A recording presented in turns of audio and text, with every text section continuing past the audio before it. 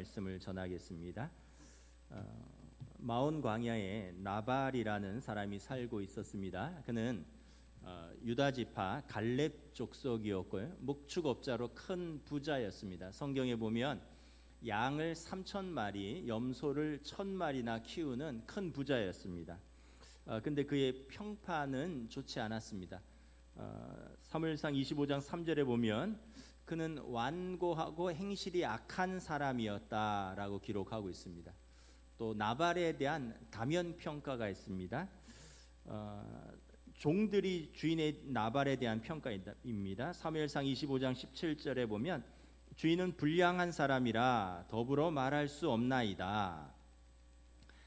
아내 아비가일이 남편 나발에 대한 평가입니다. 화가 난 다윗에게 다윗의 분노를 누그러뜨리기 위하여 사과하면서 이렇게 말합니다. 내 남편 나발은 불량한 사람이니 개의치 마옵소서. 또 다윗이 나발에 대해서 이렇게 평가합니다. 내가 그동안 그에게 호의를 베푼 것이 진실로 허사라. 그는 나의 악을 나의 선을 악으로 갚는 자로다. 그러니까 이 나발에 대한 다면 평가는 그는 완고하다라는 거예요. 더불어 말할 수 없는 사람이다. 말이 안 통하는 사람이라는 거죠. 완고하다라는 뜻은 다른 사람의 말을 귀담아 듣지 않고 자기 결정을 바꾸지 않는 사람이라는 뜻입니다. 요즘 많은 사람들이 온통 자기 목소리를 들어달라고 난리입니다. 그런데 정작 하나님의 음성을 듣거나 다른 사람의 이야기를 듣는 데는 별로 귀 기울이지 않고 온통 내 목소리를 들어달라고 난리입니다. 완고한 사람은 다른 사람의 목소리에 관심이 없고 모든 상황 속에서 늘 자기 중심적으로 생각하고 자기 경험이 정답인 것처럼 말하는 사람이 완고한 사람입니다. 여러분, 완고한 사람이 있으면 가까운 사람들이 고통당합니다. 남편이 완고하면 아내가 고통당합니다. 아내가 완고해도 남편이 고통당합니다. 그럼 부모가 완고하면 자식이 고통당합니다. 요즘은 완고한 자식도 있습니다. 부모 말을 전혀 듣지 않는 자식도 있는데 자식이 완고하면 부모가 고통당합니다. 내가 완고하면 사랑하는 내 주변의 사람들이 고통을 당한다는 것입니다. 나발이 그런 사람이었습니다. 나발 때문에 오늘 본문에 보면 온 가족과 그에게 속한 온 목자들이 다 위험에 처하는 것입니다. 그런데 나발이 아내를 얻었는데 아내 이름은 아비가일이었습니다. 아비가일은 하나님의 기쁨이라는 뜻입니다. 아비가일에 대해서 이렇게 말합니다. 그녀는 총명하고 아름다운 여인이라. 사무엘상 25장 3절에 이름 그대로 총명하고 아름다운 여인이라. 이 여인은 외모만 아름다운 것이 아니라 이제 아시겠지만 그 내면, 그 영혼이 아름답고 뿐만 아니라 다른 사람의 내면에 있는 아름다움을 볼 수 있도록 그녀가 그것을 이렇게 일깨워주는 진정 아름다운 사람이었습니다. 우리가 이걸 보면 참 결혼을 잘해야 된다 이런 것도 한번 생각하고 나의 아름다움을 일깨워주는 사람은 누구인가, 또 나는 누구의 아름다움을 일깨워주는 사람인가 한번 스스로 생각을 해보시기 바랍니다. 아비가일은 그래서 영미권에서 많이 쓰는 영어식 여자 이름입니다. 애칭으로 에비 또는 게일 이런 이름들 다 에비게일, 아비가일이라는 이름에서 따온 것입니다. 이 여인은 얼마나 총명하고 아름다웠는지 이제 곧 벌어질 이 가정의 큰 위기에서 이 여인이 큰 역할을 합니다. 그 당시 다윗은 사울 왕에게 쫓겨다니면서 이 광야를 저 광야를 전전하다가 마온 광야에서 머물고 있을 때였습니다. 다윗은 오늘 본문에 보면 한 600명 정도의 사람들을 거느릴 정도로 큰 세력을 가지고 있었습니다. 광야는 위험한 곳입니다. 자연재해도 많고요. 그리고 광야에는 도적과 강도떼들이 수시로 출몰합니다. 예수님 시대에 선한 사마리아인의 비유에서 한 광야를 지나는 나그네가 도적다에게 기습을 당해서 거반 죽도록 맞고 그의 지갑과 중요한 것을 모두 약탈당한 이야기가 나옵니다. 광야는 그런 곳입니다. 그런데 마온 광야에서는 이런 일이 일어나지 않았습니다. 왜냐하면 하나님을 경외하는 선한 다윗과 그의 사람들이 거하고 있었기 때문입니다. 다윗은 하나님을 경외하는 자로서 그의 수하에 있는 자들도 모두 하나님을 경외하고 군율을 엄격히 지키는 자로서 그들은 광야의 자율 경비대 같은 역할을 하고 있었습니다. 그 무렵 다윗도 나발에 대해서 소문을 듣고 알고 있었습니다. 같은 유다 지파요, 그리고 갈렙 족속의 후손 중에 나발이란 사람이 큰 목축업을 하고 있는데 다윗의 군사들이 그들과 근처에 머물면서 밤과 낮에 그들의 목자와 양떼들을 지켜주는 그런 역할을 하고 있었던 것입니다. 다윗의 군사들이 함께 있으므로 광야의 무법자들과 가축 도둑떼들로부터 안전할 수 있었습니다. 사무엘상 25장 16절에 나발의 목자들이 이렇게 말합니다. 우리가 양을 지키는 동안에 그들이 우리와 함께 있어 밤낮 우리에게 담이 되었습니다. 이제 양털을 깎는 시기가 왔습니다. 한 해 동안 양들을 공들여서 잘 길러서 이제 양모를 거두는 시기입니다. 이때는 이제 살아있는 양의 양털을 깎는 것은 고되고 힘든 작업이지만 큰 축제요 잔치 시간입니다. 왜냐하면 이제 다 자란 양 한 마리는 양털은 성인 남자의 외투를 충분히 만듭니다. 그리고 양탄자나 여러 가지 필요한 그 시기에 필요한 것을 만들 수 있는 충분히 제공할 수 있는 양이 3,000마리나 있는 나발에게는 이 날은 축제와 같은 날입니다. 양털을 깎는 몇 주 동안은 술과 고기, 떡과 음식이 가득한 잔치상이 끊어지지 않고 제공됩니다. 다윗이 이 소식을 들었습니다. 그리고 10명의 젊은이들을 나발에게 보냅니다. 가서 우리를 위하여 음식과 떡을 좀 얻어오라, 술과 고기를 좀 얻어오라. 다윗은 평소에 그 나발의 양떼들을 자신의 군사들이 지켜주었기 때문에 이 정도는 호의를 베풀 것으로 기대를 했기 때문에 그렇습니다. 광야는 먹을 것이 풍부하지 않기 때문에 이런 기회에 다윗과 그의 군사들도 배를 채울 수 있는 은혜의 시기였던 것입니다. 그런데 나발은 다윗이 보낸 청년들을 문전박대합니다. 그리고 그들의 청을 거절했을 뿐만 아니라 그들의 주군인 다윗을 조롱하고 모욕합니다. 이렇게 말합니다. 사무엘상 25장 10절에서 12절에 다윗은 누구며 이새의 아들은 누구냐? 요즘에 각기 주인에게 억지로 떠나는 종이 많도다. 내가 어찌 내 떡과 물과 내 양털 깎는 자를 위하여 잡은 고기를 가져다가 어디서 왔는지도 알지 못하는 자들에게 주겠느냐? 나발이 다윗을 모를 리가 없습니다. 다윗은 이미 오래전에 골리앗과의 전쟁에서 골리앗을 쓰러뜨리고 전쟁 영웅이 되었고 사울의 사위가 된 사람입니다. 그런데 다윗이 누구고 이새의 아들은 누구냐고요? 그리고 최근에 주인에게서 도망친 종이 많도다. 사울을 피해서 도망친 다윗을 도망친 종에 비유하는 것입니다. 내가 왜 그를 위하여 어디서 왔는지도 알지 못하는 그를 위하여 먹을 것을 나눠주느냐.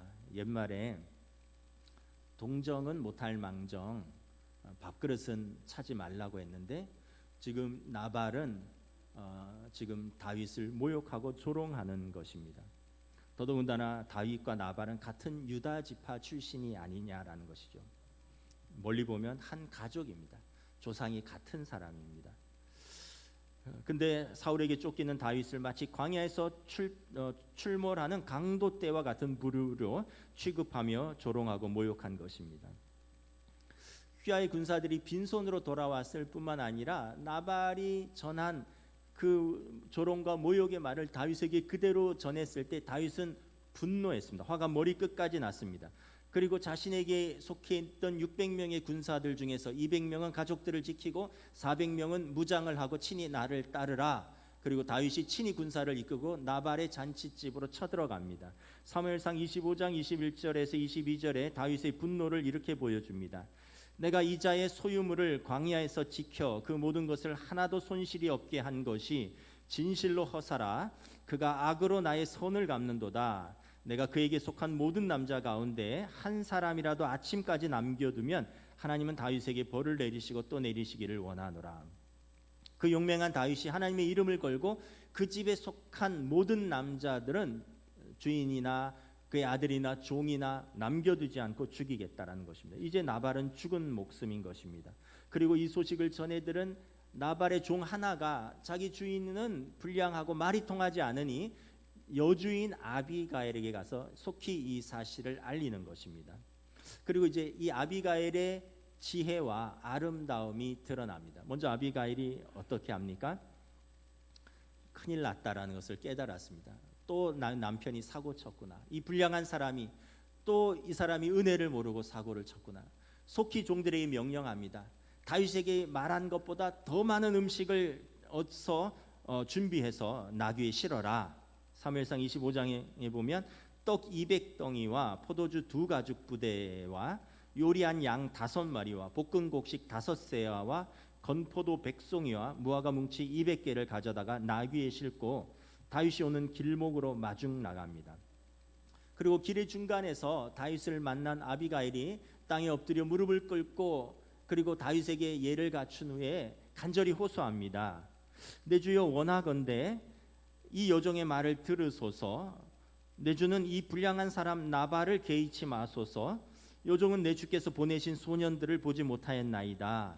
내 주여 여호와께서 살아계심을 두고 맹세하노니 내 주의 손으로 피를 흘려 친히 보복하시는 일을 멈추어 주소서.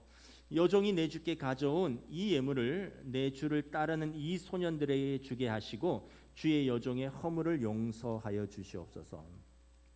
아비가일은 다윗에게 세 가지를 깨닫게 합니다. 첫째는 친히 그 손으로 보복하지 말라는 것입니다.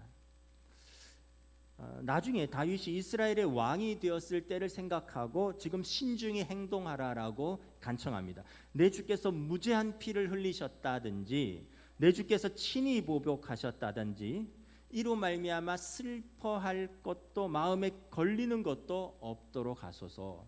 나중에 당신이 왕이 되었을 때 이것이 걸리는지 않도록 나발만이 아니라 그 집에 속한 모든 무죄한 자의 피를 흘린 것 이로 말미암아 왕이 되어서 걸리는 것이 없도록 하소서. 우리가 어떤 상황에서 이성을 잃으면 다음을 생각하지 않고 말하고 행동할 때가 있습니다.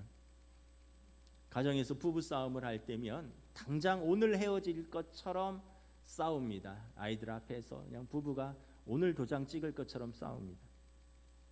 일터에서도 화가 나면 당장 사표 내고 내일 출근하지 않을 것처럼 우리가 일을 크게 만들기도 합니다. 심지어 하나님의 교회에서도 우리 교회는 그렇지 않지만 어떤 교회 이야기를 들어보면 다음 주일에 다시 얼굴을 안 볼 사람들처럼 얼굴을 붉히고 싸우기도 한다는 것입니다.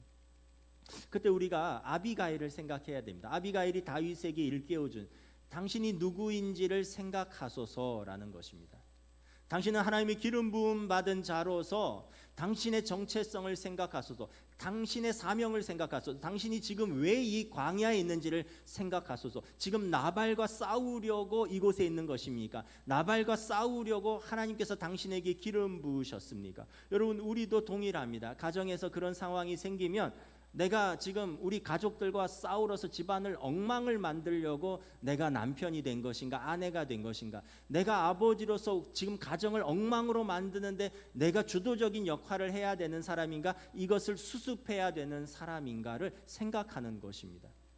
내가 교회의 목사로서 장로로서 권사로서 안수집사로서 내가 기도하는 사람이고 다음 세대에 은혜를 끼칠 사람이고 내가 어떻게 하나님의 교회를 세워야 되는 자기의 직분을 생각하고 사는 사람인가, 아니면 그 상황 속에서 나의 분을 풀어버리는 것이 지금 내가 어떤 사람인지를 보여주는 것이 옳은 것인가를 선택하라는 것입니다. 아비가일은 참 지혜로운 여인입니다. 다윗에게 나중에 이스라엘의 왕이 되었을 때 지금의 피해의 복수가 당신에게 걸림돌이 되지 않도록 신중히 판단하고 행동하시라고 권하는 것입니다. 우리는 다윗의 아비가일의 지혜로움뿐만 아니라 아비가일의 아름다움을 발견합니다. 그녀의 아름다운 용모에서뿐만 아니라 내면의 아름다움입니다. 그리고 아비가일은 특별히 타인에게 그 자신에게 잃어버렸던, 그 자신에게 감추어 줬던 아름다움을 발견하고 보게 할 수 있는 그 통찰력을 가진 아름다운 여인이었습니다. 아비가일이 다윗의 이 정체성과 소명을 일깨웁니다. 지금 다윗은 분노로 이성을 잃었습니다. 하나님의 기름 부음 받은 자로서 정체성을 잃어버렸습니다. 지금 아비가일은 다윗에게 다윗답게 생각하고 다윗답게 행동하라고 말합니다. 다윗의 다윗됨을 생각하라고 간청합니다. 앞으로 당신은 이스라엘의 왕이 될 사람이요 하나님의 기름 부음 받은 자로서 이 어리석고 불량한 사람을 상대로 싸우는 것은 그의 영성이 아니라는 것입니다. 오늘 이 성경을 메시지 성경으로 쓴 유진 피터스는 이 본문을 이렇게 의역했습니다. 부디 제발 간청하오니 참아 주십시오. 이것은 이스라엘의 왕자가 하실 만한 행동이 못 됩니다. 당신이 누구인가를 잊지 마십시오. 하나님의 기름 부음, 하나님의 자비를 잊지 마십시오. 원한을 풀기 위해 싸우려 하지 마십시오. 당신은 여호와를 위하여 싸워야 할 분이 아니십니까? 우리도 동일합니다. 누군가가 우리를 모욕하고 우리를 조롱한다고 생각하면 우리의 자아는 불끈해집니다. 그래 어디 두고 보자 단단히 벼릅니다. 스스로 규정한 정체성이 손상을 받고 침해받았다는 것입니다. 그리고 자신의 이 분노는 정당한 의분이라고 생각합니다. 마음과 자아상의 상처를 입었다면 보복한다고 벼릅니다. 반드시 갚아주겠다. 두고 보자 내가 어떤 사람인지 반드시 보여주겠다라고 스스로 다짐합니다. 근데 에베소서 6장에서 바울 사도도 아비가일과 동일한 말씀을 합니다. 여러분은 하나님의 자녀가 아닙니까? 여러분의 싸움은 혈과 육을 상대하는 것이 아닙니다. 통치자들과 권세들과 이 어둠의 세상 주관자들과 하늘에 있는 악의 영들을 상대함이라는 것을 잊으셨습니까? 그러므로 주 안에서 하나님의 전신 갑주를 취하십시오. 지혜로운 아비가일은 분노하여 이성을 잃은 다윗에게 지금 자신이 누구인지, 다윗이 무엇을 위하여 지금 광야에 있는지 일깨워줍니다. 그리고 다윗은 지금 나의 이런 감정과 행동이 자신의 참된 정체성과 어울리지 않는다는 사실을 갑자기 깨닫고 멈춥니다. 아름다운 아비가일이 다윗 안에 있는 그의 아름다움, 그의 정체성과 그리고 그의 소명, 그의 거룩함과 그의 영성을 일깨워 준 것입니다. 또한 아비가일은 다윗이 하나님의 사랑받는 사람임을 일깨워 줍니다. 사무엘상 25장 29절 말씀입니다. 내 주의 생명은 내 주의 하나님 여호와와 함께 생명 싸개 속에 쌓였을 것이요 내 주의 원수들의 생명은 물매로 던지듯 여호와께서 던지실 것입니다. 아비가일은 하나님이 다윗을 위해서 일하시는 하나님이시라는 것을 깨닫게 해줍니다. 지금 다윗은 광야에 있지만 하나님의 생명 싸개 속에 쌓여져 있는 분이라고 말합니다. 생명 싸개는 어머니가 어린아이를 포대기에 그 베네 쪼고리와 포대기에 싸서 안전하게 그리고 사랑으로 안고 있듯이 다윗은 광야에 있지만 하나님의 생명 속에 쌓여 있는 하나님의 사랑받는 사람이 아닙니까? 그래서 하나님은 다윗을 보호하시고 인도하시고 다스리시고 개입하시는 하나님 아닙니까? 다윗의 원수들을 물매로 던지실 것처럼 하나님께서 그들을 던지실 것입니다. 아비가일의 이야기를 들으면서 다윗은 오래전 그가 젊었을 때 엘라 골짜기에서 골리앗과 싸울 때 블레셋의 골리앗 앞에서 아무도 나서지 못할 때 다윗이 수염도 나지 않은 다윗이 골리앗과 맞서서 너는 칼과 창과 단창으로 내게 나아오거니와 나는 만군의 여호와 이름 곧 내가 모욕하는 이스라엘 군대의 하나님의 이름으로 내게 나아가노라 하며 물맷돌을 던짐에 그 돌이 골리앗의 관자놀이에 박혀 쓰러진 것을 지금 기억하는 것입니다. 당신은 하나님의 생명 싸개 속에 쌓여 있고 당신의 원수는 그 물매처럼 하나님이 던지실 것입니다. 지금 아비가일은 다윗으로 하여금 그 물맷돌로 하나님께서 역사하셨던 그 순간을 기억하라고 촉구하고 있는 것입니다. 그렇습니다. 오랜 도피와 기약 없는 광야 생활 가운데 다윗은 지쳤습니다. 사울 왕은 다윗에게 그의 딸 미가를 아내로 주었지만 다윗을 미워하면서 그의 딸을 데려가 버렸습니다. 그리고 사울을 죽이려고 할 때 다윗은 오랜 광야에서 도망 다니면서 아내도 빼앗기고 지금 모든 고난 속에서 그도 지쳤던 것입니다. 지금처럼 그리고 주변에 유다 지파 출신이라고 믿고 보호해 주었던 나발 같은 배은망덕한 사람들이, 자신을 모욕하고 조롱하는 사람들이, 자신을 고발하는 사람들이 지천으로 널려 있으면서 다윗은 잠시 자신이 누구인가를 잊었습니다. 그런데 하나님이 기름 부으신 하나님의 사랑받는 자임을 지금 아비가일이 일깨워 준 것입니다. 나발을 개의치 마십시오. 나발은 당신의 삶의 본문에 기껏 해봐야 각주 정도로 들어올 수 있는 사람입니다. 그 때문에 당신의 삶을 망치지 마옵소서. 마지막으로 아비가일은 다윗의 마음의 거룩함과 아름다움을 일깨워 줍니다. 지금 다윗은 분노에 휩싸여서 그의 좋은 성품과 그의 자질과 그의 아름다움과 그의 거룩함을 잃었습니다. 한때는 원수 사울 왕이 그의 눈앞에 있었어도 하나님의 기름 부으신 자를 내 손으로 해치는 것이 합당하지 않다라고 사울을 살려 보였던 그 다윗 왕이 지금은 한낱 목축업자여 이 불량한 부자 나발에게 분개하여 그와 그 집에 있는 모든 사람들을 죽이겠다라고 지금 그의 모든 것을 잃어버린 상황입니다. 그러나 아비가일의 지혜로운 마음은 다윗을 잠시 멈추게 하고 그리고 다윗을 정직하게 바라보게 만들었습니다. 순간 다윗은 자신의 모습에서 질투와 분노에 휩싸여 자신을 죽이려고 했던 사울 왕의 모습을 보았습니다. 미쳐서 자신에게 창을 던지던 그 사울 왕, 지금 다윗은 또 다른 사울이 되어버릴 위기에 처해 있었던 것입니다. 그러나 아비가일은 다윗의 마음의 거룩함과 아름다움을 다시 일깨웁니다. 그리고 다윗은 그래 사울과 같이 망가지지 않기로 결정합니다. 저는 이것을 가정에 적용할 때 돕는 배필로서 부부의 본분이라고 생각합니다. 여러분, 배우자는 돕는 배필입니다. 그 사람이 하나님의 그 아름다움을 회복할 수 있도록, 그 사람이 그 아름다움을 찾아갈 수 있도록 영적인 동반자로서 서로 돕는 사람들입니다. 여러분, 부모는 자녀의 아름다움을 찾아주는 사람들입니다. 그냥 눈에 보는 것, 세상이 말하는 것처럼 그냥 그 성적, 그 취업, 그 돈으로 아이를 판단하지 말고 그 속에 있는 그의 아름다움, 그의 본연의 아름다움, 하나님의 사랑받는 자녀로서 그 안에 있는 그 거룩함과 그 아름다움을 발견할 수 있도록 격려하고 인도해 주는 사람이 부모인 것입니다. 이처럼 아비가일은 다윗의 마음에 잠시 잃어버렸던 거룩함과 아름다움을 일깨워주는 여인이었습니다. 베드로 사도는 여인의 아름다움에 대해서 이렇게 설명합니다. 우리 베드로전서 3장 3절 4절 함께 봉독합니다. 너희의 단장은 머리를 꾸미고 금을 차고 아름다운 옷을 입는 외모로 하지 말고 오직 마음에 숨은 사람을 온유하고 안정한 심령에 썩지 아니할 것으로 알아. 이는 하나님 앞에 값진 것이니라. 아비가일이 하나님 앞에서 이처럼 아름다운 여인이었습니다. 우리 성도들이 이런 아름다운 어머니, 아름다운 아내, 아름다운 딸들이 되었으면 좋겠습니다. 화평케 하는 아비가일에게 하나님께서 은혜를 물붓듯이 부어주십니다.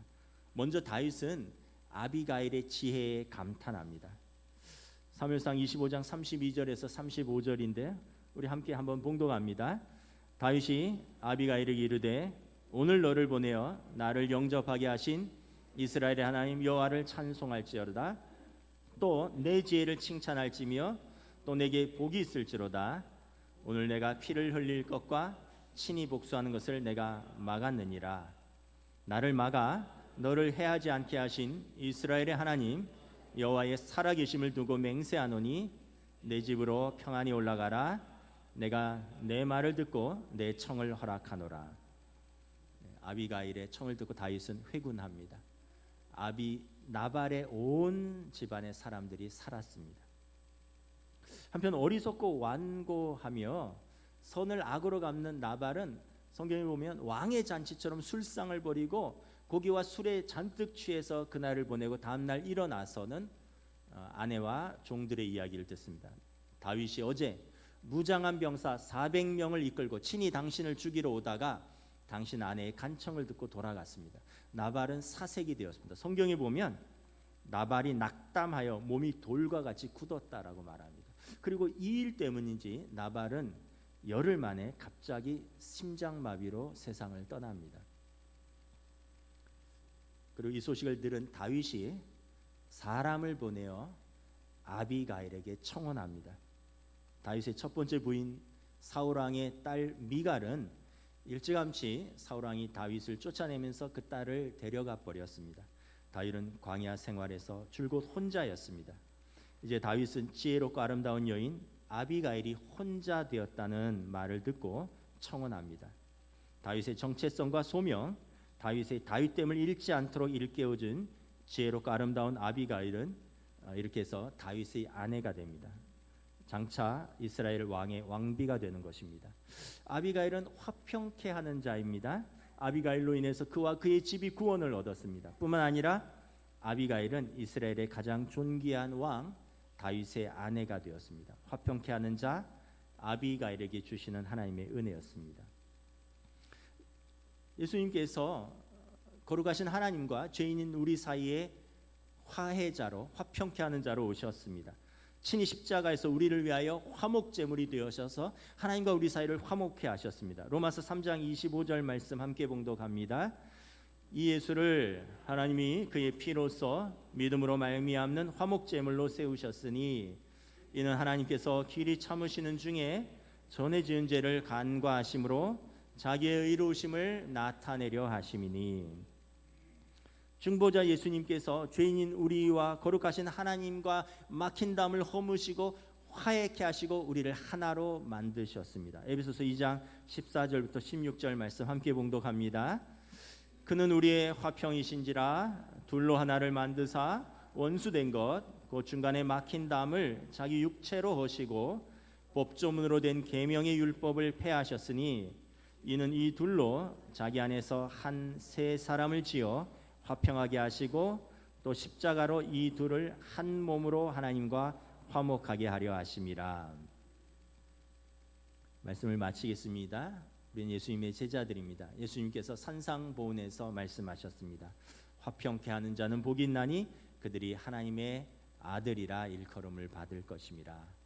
우리가 속한 그 가정에서 일터에서 교회에서 이 세상을 화목케 하고 화평케 하는 데 쓰임 받는다면 세상은 우리가 하나님의 자녀라는 것을 알게 될 것입니다. 그리고 우리는 이 화평케 하는 자에게 주시는 하나님의 은혜를 풍성하게 누릴 것입니다. 저와 여러분들이 우리의 그 삶의 자리에서 화평케 하는 자로 쓰임 받기를 우리 주님의 이름으로 축복합니다. 찬양하시겠습니다.